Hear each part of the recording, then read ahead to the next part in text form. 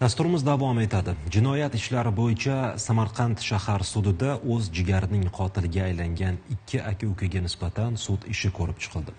Aka-uka sudlanuvchilar internetda qimor va tavakkalchilikka asoslangan o'yinlarga berilib ketgan, tug'ishgan jigarni bu yo'ldan qaytarish uchun daraxtga bog'lab qo'yib, uni ayovsiz kaltaklashgan.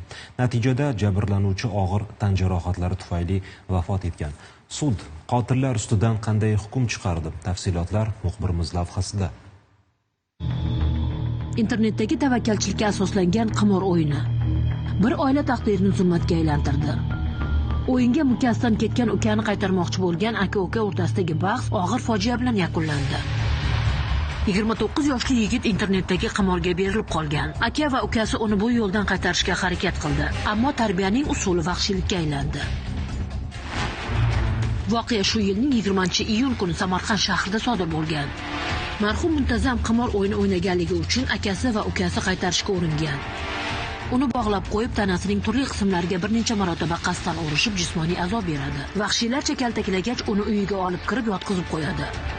Kaltaklar zarbidan olgan og'ir tan jarohatlari oqibatida oradan bir necha vaqt o'tib, uka vafot etgan. Bitta farzandimiz bor, qizcha. Birga kirganini ko'rmadilar. Turmush o'rtog'im qimor o'ynagani bilan hech kimga ozor bermasdi. Aka-ukalar bilan ham yaxshi chiqishardi. Bunday vahshiylikka nega qo'l urishdi? Hali ham ishona olmayman deydi marhumning turmug'i. O'yin o'ynardi, lekin birontaga bir yomonlik qilmasdi, boshqa qilmasdi. Kredit olgandilar, o'zlari to'layotgandi.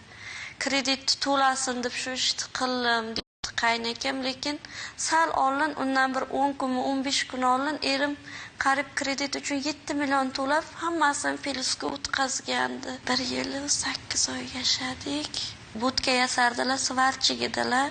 O'rtasida nima bo'lganki bu darajada bog'lab qo'yib urganman, shunisiga tushunmayapman. Jinoyat ishlari bo'yicha Samarqand shahar sudida bir qorindan talashib tushgan ukasining o'limida ayblanayotgan aka va uka sud qilindi. Voqea yuz bergan Rossiya davlatida bo'lgan ota-onasi bugun sudda ham jabrlanuvchi ham da'vogar. Bir hovlida yashovchi aka ukasining kredit qarzlarini to'lamayotganidan xavotirga tushgan. Kamiga u internetdagi qimor o'yinlariga berilib qolganini ham bilib, bu holatni to'xtatish uchun u bilan gaplashmoqchi bo'lgan. Suhbatga kenja ukasini ham chaqirgan.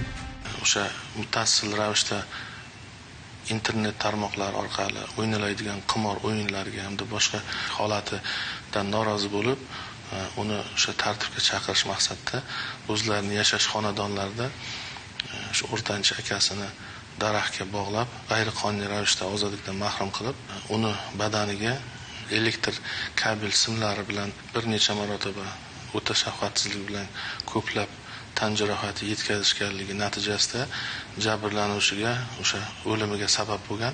Sud ishdagi dalillarni, guvohlar va sudlanuvchilar keltirgan dalillarni tahlil qilib, so'nggi hukmni e'lon qildi. O'zbekiston Respublikasi Jinoyat kodeksi 138-moddasi 2-qismi A bandi bilan 4 yil muddatga ozodlikdan mahrum qilish jazosi tayinlansin. O'zbekiston Respublikasi Jinoyat kodeksi 104-moddasi 3-qism D bandi bilan 8 yil muddatga ozodlikdan mahrum qilish jazosi tayinlansin. O'zbekiston Respublikasi Jinoyat kodeksi 59-moddasi 2-qismi tartibida jinoyatlar majmuiy tariqasida tayinlangan jazolarni qisman qo'shish yo'li bilan uzul-kesil o'tash uchun 8 yil 6 oy muddatga ozodlikdan mahrum qilish jazosi tayinlansin. Sudning hukmiga ko'ra o'z akasiga qo'l ko'targan ukaning ham 6 yil 6 oy umri qamoqda o'tadigan bo'ldi. Mo'tabar Nurmuhammedova, Ozodbek Nurmuhammedov.